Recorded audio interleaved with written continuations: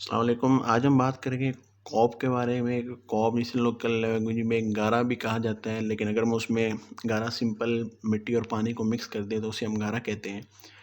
लेकिन अगर हम उसमें एक स्ट्रॉ ऐड कर दें तो वो कॉब कहलाता है, और वो एक बेहतरीन और नेचुरल कंस्ट्रक्शन मटेरियल है जो कि सदियों से इस्तेमाल होता चला आ रहा है।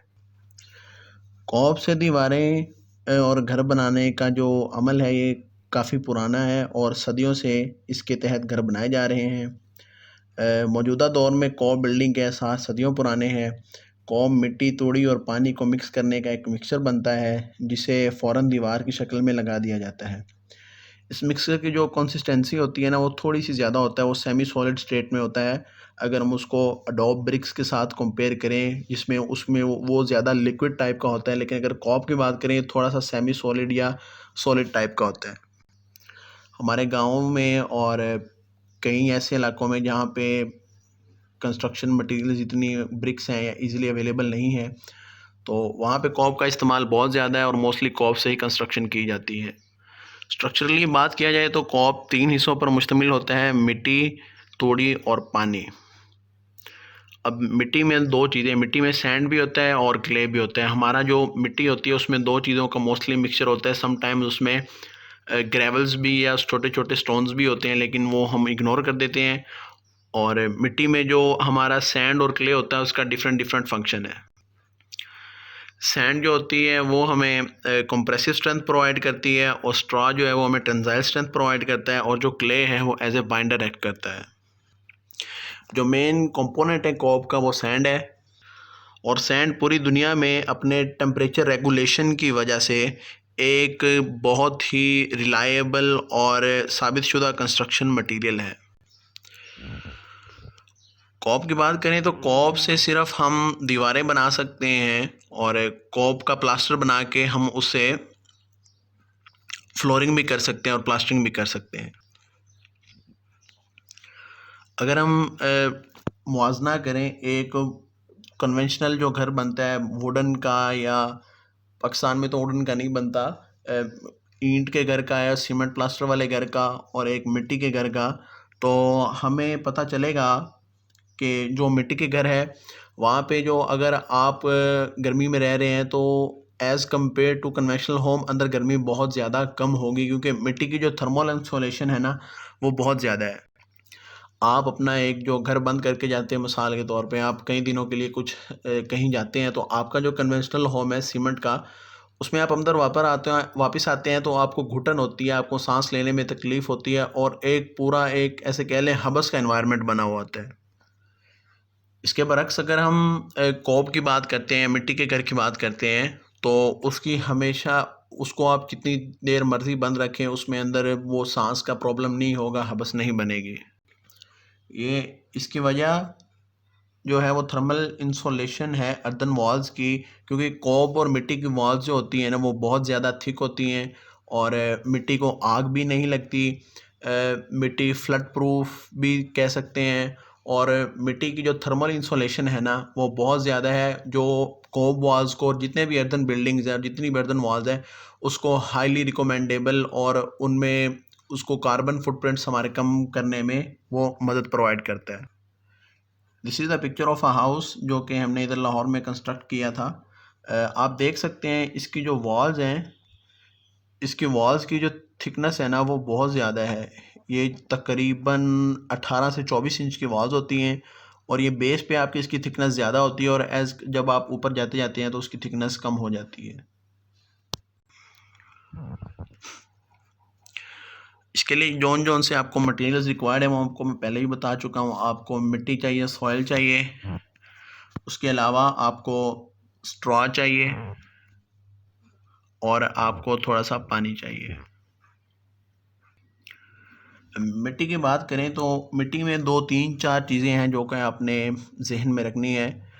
सबसे पहले, मिट्टी हर जगह दुनिया में कहीं भी अवेलेबल है, अनलेस आप किसी माउंटेन रीजन में हैं, वहाँ पे मिट्टी जो है वो कम मिलती है, वहाँ पे रॉक ज़्यादा मिलता है। तो मिट्टी दुनिया में वाइडली अवेलेबल मटेरियल है, सॉइल है। आप कहीं भी इसको जहाँ पे भी हैं उसको इस्तेमाल कर सकते हैं। आपने जो फाउंडेशन से मिट्टी निकालनी है वही मोस्टली आपको घर पूरे तामीर करने में वो इस्तेमाल हो जाएगी। लेकिन मिट्टी में जो आपने 2-3 चीज़ें याद रखनी हैं वो मैं आपको बता देता हूँ। सबसे पहले आपने मिट्टी का टेस्ट करना है और मिट्टी में सर्टेन परसेंटेज ऑफ क्ले हो लाज़मी है। मिट्टी का आप बॉटल टेस्ट के थ्रू आप इसका टेस्ट कर सकते हैं। सबसे पहले आप थोड़ा सा मिक्सर ले लें, उसको छोटी सी बोतल में पानी में हल कर दें और 8-9 घंटे तक उसे हल होने दें। 8-9 घंटे बाद आप उसको थोड़ा सा शेक करें और फिर उसे दोबारा हल होने दें। तो आपने नोट करना है, सबसे पहले आपकी जो नीचे वाली लेयर्स होगी ना बोतल में, वो आपके स्टोन्स की होगी, उसके ऊपर आपकी क्ले होगी और उसके ऊपर आपकी सैंड होगी। आपने कंपेयर कर लेना है इसमें कितनी कौन सी परसेंटेज है। जो रिकमेंडेड परसेंटेजेस हैं वो ये हैं, आपका तकरीबन 70% या 60% सैंड होनी चाहिए, 20 से 30% आपकी उसमें क्ले होनी चाहिए। आप वो मिट्टी बिल्कुल इस्तेमाल ना करें जिसमें तकरीबन 90% क्ले है या जो 90% सैंड है। आप आसपास से कहीं से भी मिट्टी देख लें और उसको अपनी मिट्टी के साथ मिक्स करके आप दोबारा टेस्ट करें। उम्मीद है आपकी जो रिक्वायर्ड परसेंटेजेस है वो अचीव हो गई होंगी। एक और बात जो आपने नोट करनी है, आपने वो सैंड अपने कॉम मिक्सचर में इस्तेमाल करनी है जो कि रफ़ सैंड हो और थोड़ी सी कोर्स हो, थोड़ी सी मोटी सैंड हो। इसकी वजह ये है, अगर आप बहुत फ़ाइन इस्तेमाल करते हैं तो आपकी जो मिट्टी के दरमियान जो वॉइड्स हैं वो ज़्यादा आ जाते हैं एज़ कम्पेयर टू कोर्स। और अगर आप रफ़ एज सैंड करते हैं तो उसके आपसे जो स्ट्रक्चरल स्टेबिलिटी है ना वो उतनी नहीं आती जितनी आपकी कोर्स सैंड से आती है। और आपकी जो क्रैकिंग है ना वो उससे भी, आप कोर्स सैंड और रफ़ एज सैंड इस्तेमाल करेंगे तो आप उससे क्रैकिंग से भी बचा जा सकता है। आप बिल्कुल वो सैंड इस्तेमाल नहीं कर सकते जो प्योरली क्ले सैंड हो, क्योंकि जब आप क्ले सैंड को घर बनाते हैं तो वहाँ पे हमारे क्रैकिंग के चांस बहुत ज़्यादा हैं, क्योंकि क्ले जो होती है ना वो बहुत फाइन होती है। इसके बाद अगर स्ट्रॉ की बात करें तो स्ट्रॉ, जिसे हम तोड़ी भी कहते हैं आम ज़ुबान में, स्ट्रॉ का काम कॉप में और एडोम में वही है जो स्टील का काम है कंक्रीट स्ट्रक्चर्स में। स्ट्रॉ जो है वो आपको टेंसाइल स्ट्रेंथ प्रोवाइड करता है और शेयर स्ट्रेंथ प्रोवाइड करता है। अगर आप एक स्ट्रॉ को पकड़ लें, एक उसका पीस पकड़ लें और आप उसको दोनों साइडों से बाहर की तरफ खींचना शुरू कर दें तो वो ना टूटेगा नहीं। ये उसकी टेंसाइल स्ट्रेंथ को इंडिकेट करता है। Same is the case with the steel structures. Steel की भी टेंसाइल स्ट्रेंथ बहुत ज़्यादा है और कंक्रीट की जो है वो कंप्रेसिव स्ट्रेंथ ज़्यादा होती है। सिमिलरली इस केस में स्ट्रॉ की जो टेंसाइल स्ट्रेंथ है वो ज़्यादा अच्छी है, इसकी compressive strength as compare to sand इतनी अच्छी नहीं है, और सैंड की जो कंप्रेसिव स्ट्रेंथ है ना वो बहुत अच्छी है। एक दो और चीज़ें जो आपने नोट कर लेनी है, आपने मेक श्योर कर लेना है कि आपने जो लिया है स्ट्रॉ बेल की गुत्थी जहाँ से भी ली है वो ड्राई हो, और उसको आपने अंदर से भी चेक कर लेना है कि उसमें कोई वियर एंड टियर ना हो, या अंदर से वो जो है वो उसको इतना पानी ना लगा हो, वो ख़राब ना हो। ये 2-3 चीज़ें हैं जो आपने स्ट्रॉ के लिए चेक कर लेनी है। आपने टू शॉर्ट स्ट्रॉ इस्तेमाल नहीं करना, टू लॉन्ग स्ट्रॉ इस्तेमाल नहीं करना। और स्ट्रॉ जो है वो हमारे पूरे कॉम मिक्सचर को एज अ सिंगल यूनिट उसे मोनोलिथिक एक्ट करने में इसका बहुत ज़्यादा इम्पोर्टेंट रोल है। स्ट्रॉ के फाइबर्स हैं जो लंबे होते हैं और उसके ऊपर सैंड जो है वो आपकी मिक्स हो जाती है, तो वो as a single unit act करता है, सारी सैंड और एक स्ट्रॉ का पूरा कंपोनेंट। और अगर आप उसमें जब दूसरा स्ट्रॉ ऐड कर देते हैं ऊपर नीचे और उस पर सैंड करती है, वो सारा एक सिंगल यूनिट एक्ट करता है। कॉप की यही खासियत है कि पूरा कॉप स्ट्रक्चर आपका as a single unit monolithic act करता है। इसके बारे में बात कर लें, पानी। पानी आपने वो इस्तेमाल करना है इसमें गंदगी ना हो, आपकी इम्प्योरिटीज़ ना हो। गंदगी से मतलब कोई गलाजत वाली चीज़ ना हो, या फिर रूट्स या कोई ऐसी चीज़ ना हो, ऑर्गेनिक मैटर्स ना हो। मिक्स करने का तरीका मैं आपको बाद में बताऊंगा, लेकिन जो परसेंटेजेस हैं जिसको मैं आपके पहले भी डिस्कस कर चुका हूँ, वो ये है कि आपका जो सैंड मिक्सचर है ना उसमें आपकी 60-70% सैंड होनी चाहिए और 20 से 30% आपकी क्ले होनी चाहिए। और स्ट्रॉ आपने वो कोशिश करनी है जो आपकी जिसके लॉन्ग फाइबर्स अवेलेबल हों। लॉन्ग फाइबर्स ये, जितने ज़्यादा लॉन्ग फाइबर्स नहीं, मोस्टली 6 to 12 इंचज़ के दरमियान आपने कोशिश करनी है कि आपके जो स्ट्रॉ हैं उनके फाइबर्स। ये जो पिक्चर्स आप देख रहे हैं, ये हमने लाहौर में एक कॉब हाउस बनाया था या कॉब के कमरे बनाए थे, वहाँ से ली गई हैं। इसमें कुछ चीज़ें हैं जो मैं आपको अभी वक्तन साथ साथ बताता रहता हूँ, जो आपने नहीं करनी और जो आपने करनी है। अब मैं आपको स्टेप बाय स्टेप गाइड कर देता हूँ, आपने कॉब हाउस कैसे बनाना है या कॉब के कमरे कैसे बनाने हैं, कॉब की दीवारें कैसी बनानी है, आपने उसकी फाउंडेशंस किस तरह की बनानी है, ओवरऑल उसकी रूफ़ किस तरह बनानी है, उस पे प्लास्टर किस तरह करना है और उस पे फ्लोरिंग किस तरह, ये स्टेप बाय स्टेप मैं आपको बताऊँगा। किसी भी बिल्डिंग की तरह या किसी भी चीज़ की तरह आपने सबसे पहले आपने साइट को साफ़ कर लेना है और उसका बिल्डिंग का जो आपने है ना वो लेआउट बना देना है। साइट को साफ़ करने का मतलब है उसके जितने भी ग्रास या ऑर्गेनिक मटेरियल्स हैं या मिट्टी कह रहा हूँ सॉरी, जो वुड्स पार्टिकल्स हैं, रूट्स हैं, वो आपने वहाँ से साफ़ कर देनी है। जो प्लास्टिक कैन जो भी है आपने एक थोरोली उसकी मुकम्मल सफाई कर देनी है। और आपने जो टॉप 6 इंचेस की सॉइल की लेयर है ना वो एक्सकवेट करके आपने साइड पे रख देनी है। वो जो आपने है वो आपने इस्तेमाल नहीं करनी। इसकी वजह ये है क्योंकि उसमें मोस्टली ऑर्गेनिक फाइबर्स या रूट्स जो भी हैं वो अवेलेबल होती हैं, तो अगर वो हम यूज़ करेंगे ना तो हमारा जो कॉम मिक्सचर है ना वो इतना स्ट्रॉन्ग नहीं होगा। जब आपकी साइट क्लीन हो गई हो तो आपने उसके बाद उसका लेआउट करना है। लेआउट का मतलब ये है आप एक चूना ले लें और जहाँ जहाँ के आप अपनी वॉल्स कंस्ट्रक्ट करना चाह रहे हैं और कितनी विड्थ की कंस्ट्रक्ट करना चाह रहे हैं तो उधर आप उसका निशान लगा लें। साइट को साफ़ करने के बाद और लेआउट बनाने के बाद नेक्स्ट स्टेप है जो है वो फाउंडेशन का बनाने का स्टेप है। फाउंडेशन किसी भी बिल्डिंग में बहुत ज़्यादा इम्पोर्टेंट है और अगर आपकी फाउंडेशन सही नहीं होगी तो मोस्ट प्रोबेबली आपका जो स्ट्रक्चर है ना वो कभी ना कभी उसके कोलैप्स करने के चांसेस बहुत ज़्यादा हैं। 2-3 किस्म की फाउंडेशन आप बना सकते हैं फॉर को बिल्डिंग्स। ट्रेंच फाउंडेशन आप बना सकते हैं। आप ट्रेंच वही रबल फाउंडेशन वाली, और आप इसके अलावा कॉम्पैक्टेड अर्थ फाउंडेशंस बना सकते हैं और आप कंक्रीट की फाउंडेशंस भी बना सकते हैं। आप हर अर्दर बिल्डिंग में कंक्रीट की फाउंडेशंस बना सकते हैं, लेकिन that defeats the whole purpose of sustainability and green environment and green construction. लेकिन अगर आप एक ऐसे एरिया में हैं जहाँ जो आपकी सॉइल है, जो आपके नीचे मिट्टी है, जो ग्राउंड है वो बहुत ज़्यादा वीक है और उसमें जो स्टोन्स हैं वो काफ़ी ज़्यादा हैं, तो आप कंक्रीट फाउंडेशंस यूज़ कर सकते हैं। ट्रेंच फाउंडेशंस में वही सिंपल है जो हम पहले भी डिस्कस कर चुके हैं। आपने जहाँ पे आपकी वॉल्स है उसके नीचे आपने 2.5 या 3 फुट की एक्सकवेशन कर लेनी है और या तो आप 2.5 फीट का पूरा एक ट्रेंच डाल दें, रबल डाल दें सॉरी, रबल मलबा को कहते हैं, और उसके बाद में कॉम्पैक्ट कर लें, या फिर आप 8-8 इंच की 3 लेयर्स में कोर्स एग्रीगेट डाल दें। तो ये दोनों ही ट्रेंच फाउंडेशन में आ सकती हैं और दोनों ही बहुत अच्छा काम करती हैं। रिमेंबर आपने जो ट्रेंच और ट्रेंचेस बनाने हैं आपकी वॉल्स के नीचे वो आपने स्लोप में बनाने हैं ताकि आपका जो ड्रेनेज है वो अच्छी हो सके। आप एक पानी का बकेट लेके उसको टेस्ट भी कर सकते हैं, आपकी जो पानी जा रहा है वो ड्रेन हो रहा है, वो आउट ऑफ द बिल्डिंग जाके उसकी ड्रेनेज हो रही है। नेक्स्ट नेक्स्ट बात करते हैं कंक्रीट फाउंडेशंस की, और कंक्रीट फाउंडेशंस के 2-3 कंपोनेंट हैं उसके बारे में हम डिस्कस करते हैं। और कंक्रीट फाउंडेशंस कब इस्तेमाल करनी है ये मैं आपको पहले बता चुका हूँ। आपने अपनी वॉल्स के नीचे अलोंग दी वॉल आपने टोटल कंक्रीट फाउंडेशंस बनानी है।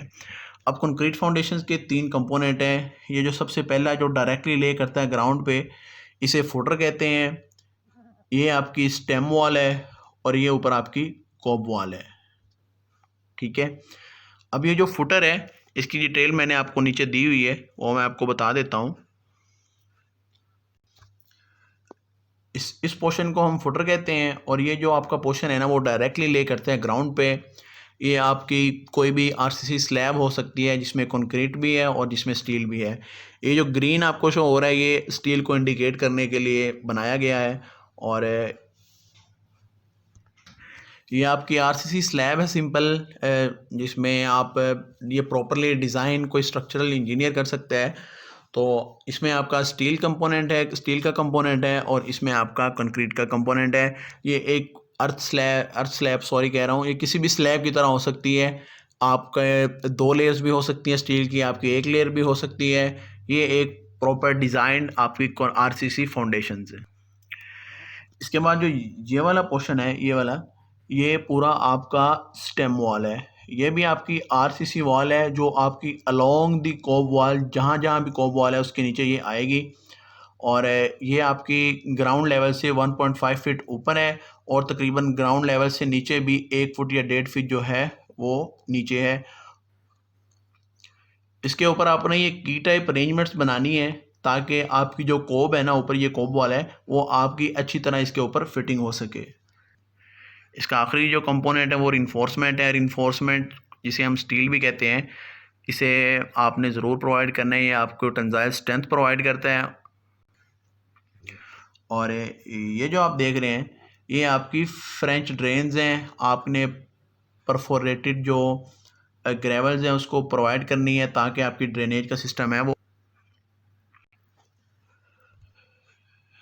इसके बाद बात करते हैं तीसरी टाइप ऑफ फाउंडेशंस की, जिसे हम कॉम्पैक्टेड सॉइल फाउंडेशंस भी कह सकते हैं। ये जो फाउंडेशंस हैं ये हमने अपने इधर लाहौर के प्रोजेक्ट के लिए इस्तेमाल करना चाही थी। और ये होता क्या, ये मैं आपको बता देता हूँ। आपने अपना जो ग्राउंड लेवल है ना उसको आपने 1.5 फुट या 2 फीट डिपेंडिंग अपॉन आपने उस एरिया के जो वो फ्लड लेवल है, जब फ्लड आता है तो कितनी तक उसकी वो हाइट होती है, उस एरिया के फ्लड लेवल के हिसाब से आपने सॉइल को, आपने ग्राउंड लेवल को है ना, आपने उसको एलिवेट कर देना है सॉइल के साथ और आपने उसको कॉम्पैक्ट कर देना है।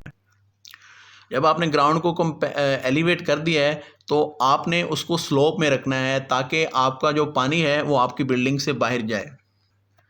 अब ये जो फाउंडेशन है इसमें पानी का जो इशू है वो इस तरह हम सॉल्व करते हैं, क्योंकि इसके साथ इसके ऊपर ही हम कॉवर्स डायरेक्ट बना देते हैं। तो आप अपनी जो रूफ़ है ना उसको अगर हम 2 फुट का जो है वो एक्सटेंशन प्रोवाइड करते हैं चारों साइडों पे या दोनों साइडों पे, तो वो हमें जो है वो हमें उसको पानी वाला इशू जो है वो सॉल्व कर देता है। वो जब एक्सटेंड होगी तो पानी जो डायरेक्ट है ना वो वाल्स पे नहीं पड़ेगा और नीचे से भी वो डायरेक्ट वाल्स के थ्रू आपकी वाल्स को डैमेज नहीं कर सकता।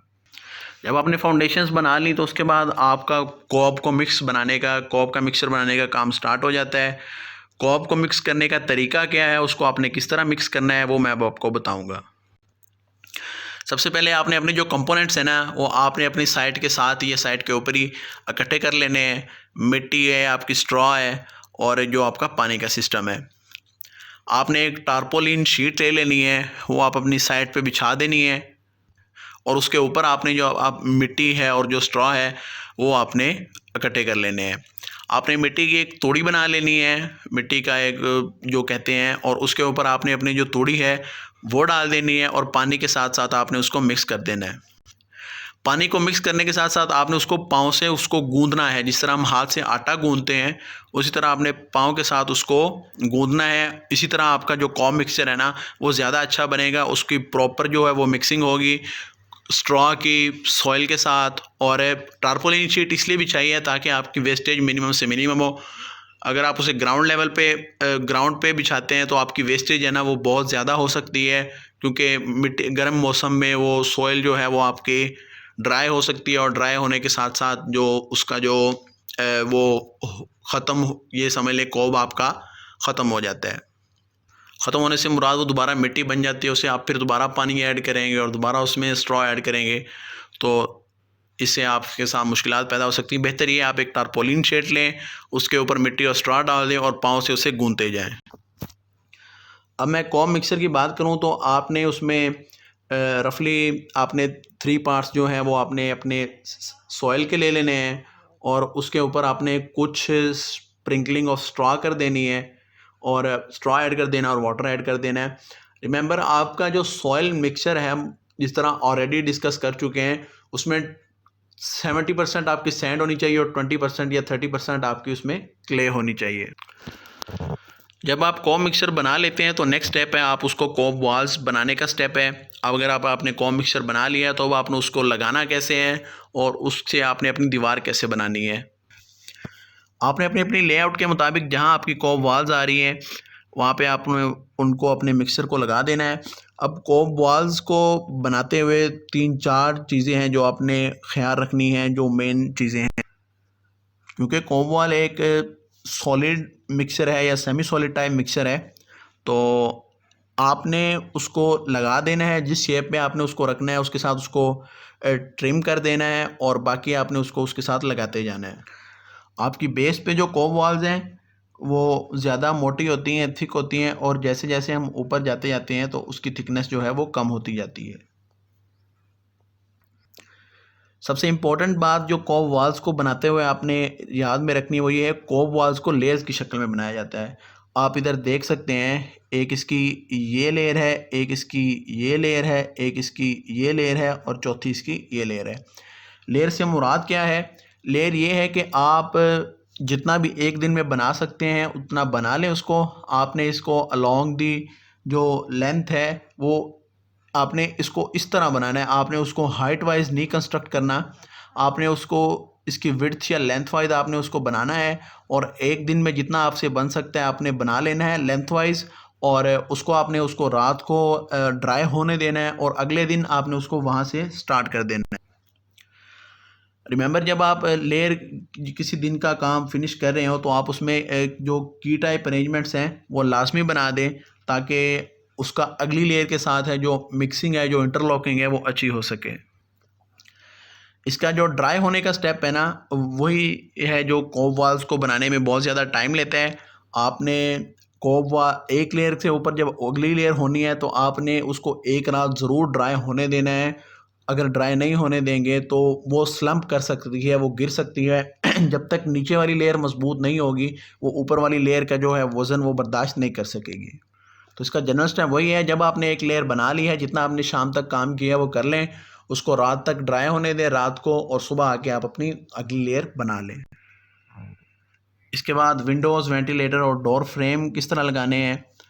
इन केस ऑफ कोब आपके जो डोर्स हैं और विंडोज़ हैं वो बहुत सिंपल हैं। आपने अपना फ्रेम लगा देना है, और डोर फ्रेम या विंडो फ्रेम, और उसके ऊपर आपने या साइड पे आपने सिंपल अपनी कोब के थ्रू जिस तरह वॉल्स बनाते हैं वो बना देनी है। हेडर की इन केस ऑफ, या लिंटल जिसे हम कहते हैं, आप कोई लकड़ी का पीस रख सकते हैं, लेकिन इन केस ऑफ कॉब उसकी इतनी हमें ज़रूरत नहीं है, आप उसके अवॉइड भी कर सकते हैं, वो ऐसा इतना इशू नहीं होता। वेंटिलेटर की बात करें तो try to keep ventilator at the top of the roof. अगर आप उसको अपनी वेंटिलेटर को आप अपनी रूफ के लेवल पे रखते हैं तो आप उसको ऊपर लिंटल देने की ज़रूरत नहीं पड़ती, और वहाँ से लाइटनिंग का भी अच्छी हो सकती है और प्रॉपर एयर का फ्लो भी हो सकता है। रूफ़ की बात करें दूसरी अर्बन बिल्डिंग्स की तरह, इसके रूफ़ को भी बनाने के 3-4 तरीके हैं। अगर आप एक फैंसी टाइप हाउस या जो अच्छा घर बनाना चाह रहे हैं तो आप उसमें वुडन फ्रेम रूफ़ इस्तेमाल कर सकते हैं। एक properly designed wooden frame roof होगी जिसमें आपका सेंट्रल बीम होगा। ये आपका सेंट्रल बीम है, ये आपके दूसरे बीम है, ये जो कंपोनेंट है इसे हम राफ्टर्स कहते हैं, और ये जो आपके हैं वो साइड बीम है। ये उन एरियाज़ में इस्तेमाल होती है जहाँ पे आपका जो स्टॉर्म है या आपका जो विंड स्टॉर्म है वो काफ़ी ज़्यादा हो जाती है, क्योंकि ये one of the best type of roof है जो एक अच्छा लुक भी प्रोवाइड करती है और प्रॉपर रूफ़ का काम भी करती है। इसके एक्सपेंस थोड़ा सा ज़्यादा है, लेकिन अगर आप उस एरिया में हैं जहाँ पे हैवी जो है वो सैंड स्टॉर्म्स आते हैं, विंड स्टॉर्म्स आते हैं, तो आपके लिए प्रेफरेबल यही है कि आप वुडन रूफ़ इस्तेमाल करें। इसके बाद बैम्बो रूफ़ है, ये वही रूफ़ है जो हमारे गांव में मोस्टली पाई जाती है। आपने जो बैम्बू है वो अपने लॉन्गिट्यूडनल डायरेक्शन में लगा देने हैं, और उसके ऊपर आपने आपने काना लगा देना है, इसको काना कहते हैं जो ये चीज़ें हैं, और जो ये है ये आपकी बैम्बू है। इसके बाद बात करें प्लास्टरिंग की, तो कॉब वॉल्स की प्लास्टरिंग है वो ऑप्शनल है, लेकिन आप इस पर प्लास्टर कर सकते हैं वाटर प्रूफिंग के लिए और वेदर इफ़ेक्ट से बचने के लिए। प्लास्टरिंग वही आप अर्दन प्लास्टर बनाते हैं, आप सैंड यूज़ करते हैं, सॉइल यूज़ करते हैं, उसमें थोड़ा सा स्ट्रॉ ऐड करते हैं, थोड़ा सा पानी, सिमिलर टू आपका जो कॉब मिक्सचर है, और आप उसको आप अपनी वॉल्स पे प्लेस कर देते हैं। 2 लेयर में प्लेस कर सकते हैं। अगर आप उसके ऊपर कोई वाटर प्रूफिंग कोर्स लगाना चाहते हैं तो वो अच्छी बात है। यूजुअली लिंसीड ऑयल जो है अगर हम उसकी 2 लेयर की लगा दें तो वाटर प्रूफिंग का काम बेहतरीन कर जाता है। इसके बाद फ्लोरिंग की बात करें तो फ्लोर में भी वही है, आप अर्दन जो प्लास्टर है उसकी आप 2 लेयर में आप अपनी ज़मीन को कॉम्पैक्ट करके ऊपर 2 लेयर अर्दन 1.5 इंच की 2 प्लास्टर लगा दें और उसके ऊपर लिंसीड ऑयल की कोटिंग कर दें। प्लास्टरिंग और फ्लोरिंग पे एक सेपरेट डिटेल्ड वीडियो आएगी, तो आप इस चैनल के साथ स्टे ट्यून्ड रहिए। अगर आप अर्दन प्लास्टरिंग और अर्दन फ्लोरिंग के बारे में ज़्यादा जानना चाहते हैं। Thank you.